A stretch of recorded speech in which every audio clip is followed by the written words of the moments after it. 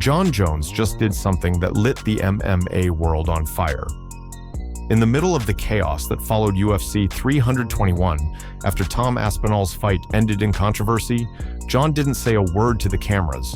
Instead, he quietly switched his profile picture to a duck wearing an eye patch. No explanation, no caption, just a mocking symbol that sent the internet into a frenzy.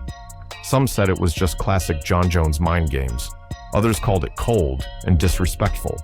But the truth is, what happened at UFC 321 didn't just end a fight. It opened up a storm of accusations, betrayal, rumors of White House fights, and a heavyweight division that suddenly feels like a ticking time bomb. Tom Aspinall walked into UFC 321 as one of the calmest and most respected fighters in the heavyweight division. He wasn't flashy, he didn't talk trash, and he earned everything the hard way, by finishing opponents before they even had time to figure him out. Across from him stood Cyril Gane, the smoothest striker in heavyweight history, a man people had started to write off after his brutal loss to Jon Jones. This fight wasn't just about the belt, it was about legitimacy. From the first bell, fans could feel it was going to be a war. Gane snapped sharp jabs, light on his feet, while Aspinall smiled through the exchanges, focused, locked in. Then, 4 minutes into the first round, everything exploded, just not the way anyone wanted. As Aspinall lunged in, Gane's fingers stretched forward, instinctively, almost like muscle memory, and they dug straight into Tom's eye. Not a graze, a deep, painful poke. Tom instantly backed away, clutching his face. The ref jumped in, calling time, the arena echoing with stunned silence. The doctor stepped in. Tom kept saying, "I can't see, I can't see." His eye was red, watery, nearly swollen shut. The ref asked if he could continue. Tom didn't bluff, he didn't fake it. He just told the truth. He couldn't see. And with that, one of the most anticipated fights of the year ended as a no contest. Guys, I just got poked knuckle deep in the eyeball. Why are you booing? What am I supposed to do about it? The crowd booed, not because they hated Tom, but because fate had robbed them. But outside the cage, that's where the real fight began.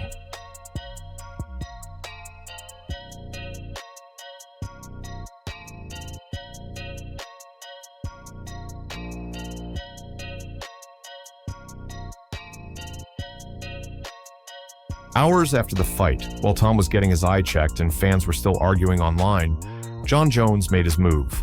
No interview, no press statement, just one silent post. His profile picture changed to a cartoon duck with an eye patch. People instantly decoded it. The eye patch, mocking Aspinall's injury. The duck, a reference to fans who joked Tom would duck Jon Jones if he returned. It was brutal, it was sarcastic, and it was pure Jon Jones. Reactions exploded across social media. Some fans laughed and said, "This is why Jon is the GOAT, mind games 24/7. Others fired back, calling him heartless, especially given his own history of eye pokes. Memes flooded timelines. Comparisons rolled in between eye poke Jones and eye patch Aspinall. But before the fire faded, someone else jumped in and made it even bigger. While the MMA world debated Jon's duck photo, Alex Pereira, current UFC double champ, posted his reaction on Instagram. No long speech, no drama, just a short message that shook the internet. Let's make the heavyweight division great again.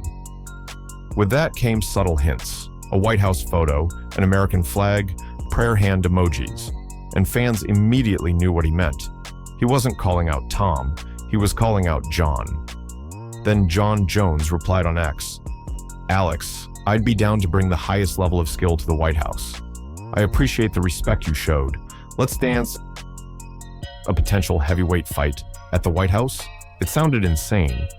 But this is today's UFC, where politics, storylines, and combat now collide in the most unpredictable ways. And in one night, Tom Aspinall, who was supposed to be next, was suddenly being talked about like he was yesterday's news. Then came the opinions, and nobody in MMA keeps quiet. Chael Sonnen said Aspinall should have continued. He argued, Heavyweight champs fight through adversity. And I've checked out of fights before. I know what it looks like, and I knew that he was done. He said, I got poked in the eye, I can't see. If you got poked in the eye and you're injured, we have a totally different conversation. If you get poked in the eye and you can't see, generally in our sport, that's just something you've got to push through. Fans split. Some agreed, others called it reckless. Demetrius Mighty Mouse Johnson defended Cyril Gane. He said eye pokes are sometimes just a natural reaction. Once again, it's MMA. If somebody's coming at me and I go like this, it's my hands coming out. It's a natural reaction. It's a natural reaction. That's one thing people don't understand. Like when you do Muay Thai, when you kick, you need your hands out. Even in the gloves, when I throw a kick, my hands are open inside the gloves. To Michael Bisping, who fought with one eye for years, shocked everyone with his honesty. Listen, anyone that's been poked in the eye, you know the feeling. It is agonizing, and it was a double eye poke, and it was a significant eye poke. It wasn't like a little scratch. It was they went in. They were proper eye pokes, and Tom clearly was in a lot of pain.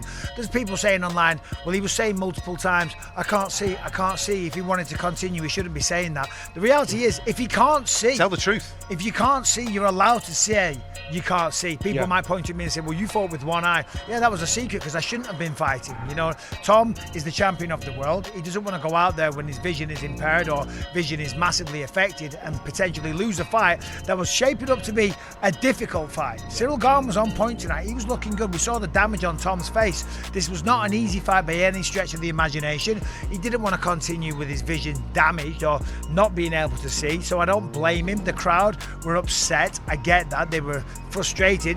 They've flown in from other countries. They've spent a lot of money. They've bought tickets, and the fight ends like that. I don't think the frustration was on Tom. I think the crowd was just annoyed at the situation. I think so too.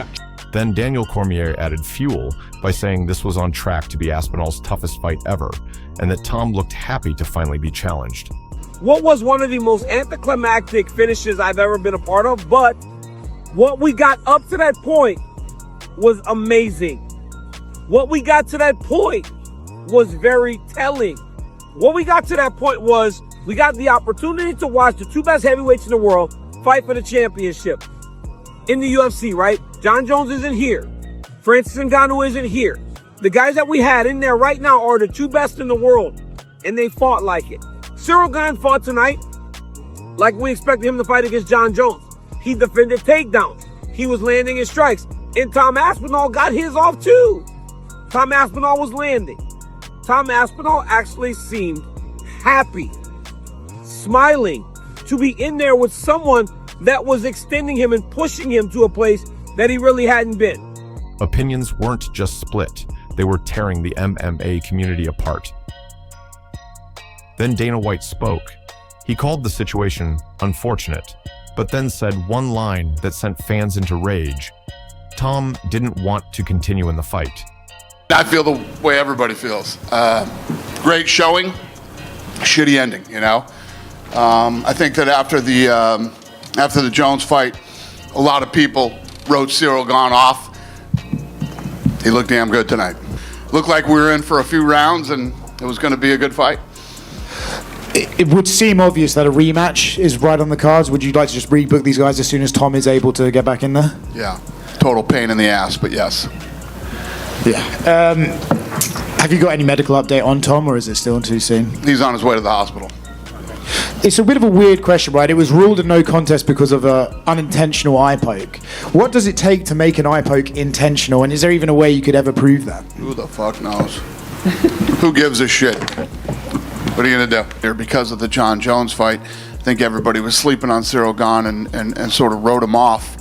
And he's right behind me. He's coming in next, so you guys can ask him how he felt. But I feel like, you know, I'm sure in his camp, he was training like an animal for this fight. And it's unfortunate that it ended the way that it did. And yes, I think that there probably will be a lot more interest in the rematch after they saw, you know, he had Tom bloodied up.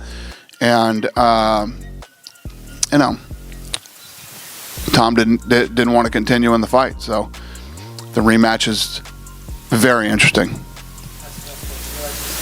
What's that? Yeah, as soon as possible. To some, it sounded like Dana was implying Tom quit. Fans exploded. How can he fight if he can't see? Dana would rather risk permanent injury than have a no contest. He's gaslighting Tom to protect the brand. One comment went viral. Imagine your boss watches you get injured on the job from something he's ignored for years, then blames you for not continuing. This wasn't just about an eye poke anymore. It became about UFC's culture, fighter safety versus entertainment. Sean O'Malley said what a lot of people were thinking. If Tom won, he'd be fighting Jon Jones at the White House next. Think about that. One accidental poke may have taken Tom from White House headlines to medical scans and silence. At first when I saw it, it didn't look that bad. Then I zoomed in real close up, both eyes. He got fingered. Ciryl Gane was looking so good in that first round. Tom Aspinall's nose was bleeding. Ciryl was landing with that jab. I got a heavyweight. You go in there, and a lot of the times at heavyweight, you see guys not really engage too much because it takes one punch, especially from two big punches like that. God, that was going to be such a sweet fight. And I thought Tom was going to go out there and kind of run through Ciryl. That was going to be a very interesting fight. I get it, you're frustrated. I don't think the fans weren't booing at Tom for not continuing. I don't think the fans are booing because, you know, it sucks. It's the main event. You want to see a fight. What could have been if Tom Aspinall goes out there and wins? I mean, yeah, well, if Ciryl wins, we already seen Ciryl. Jon Jones comes back. I guess it's kind of interesting. But if Tom Aspinall wins, what happens to his career after that? That's the Jon Jones potential fight at the White House. Like, there's so much that Tom missed out on because of that. It's super unfortunate, sad, and it would have made the heavyweight division so. It would have made it a lot more fun. Right now, it's in this weird space. It's been in this weird space. And it's continuing to stay in this weird space. Because what happens now? I mean, you do the rematch. The alternate universe, Tom wins. Aspinall versus Jones becomes the biggest heavyweight fight since Stipe versus DC. Politics meets combat. The UFC puts a cage on the White House lawn. But now, everything is uncertain. Tom's eye needs time. Jon is injured but trolling. Alex Pereira is circling. The heavyweight division is chaos. Jon Jones has always been a storm. Eye poke accusations, suspensions, controversies. And that's why this moment hits differently. Fans pointed out, Jon Jones has one of the highest eye poke counts in UFC history. He once fought Glover Teixeira with his fingers fully extended the whole fight. Now he's mocking someone for being eye poked. Is it hypocrisy, or is it marketing genius? Because like him or hate him, once again, everyone is talking about Jon Jones. Dana White confirmed. They're rebooking Aspinall versus Gane. Justin Gaethje said he wants to fight on the same White House card if it happens. I'm fighting whenever Ilia Topuria is fighting. I was hoping they would let me fight him in January, but I can't really see that happening now. The biggest question is, when is Ilia fighting again? I don't know the answer to that, and I don't know that anybody except him and his team know the answer to that. Best case scenario now is they just put us on the White House card. I cannot imagine why they would not put that fight on that card. You know, he's a champ. He's very popular. I'm an American, just as deserving as anybody in the lightweight division. I've never not shown up for a fight, never let the UFC down, never failed them, and I've always been there for them. So I expect to get that fight and represent the United States of America on the White House lawn. Alex Pereira is waiting. Jon Jones is healing, lurking in the shadows, tweeting only when it benefits him. Everything is uncertain, and that's why people can't stop watching. Tom Aspinall didn't lose at UFC 321, but he lost something else: momentum, a chance at greatness, a clear path to Jon Jones. Jon didn't fight, but he still won the internet. And somewhere between eye pokes, White House rumors, and a duck wearing an eye patch, the UFC heavyweight division has become the wildest storyline in all of sports. So the question isn't who's next, it's who's willing to walk through this chaos and still come out a champion.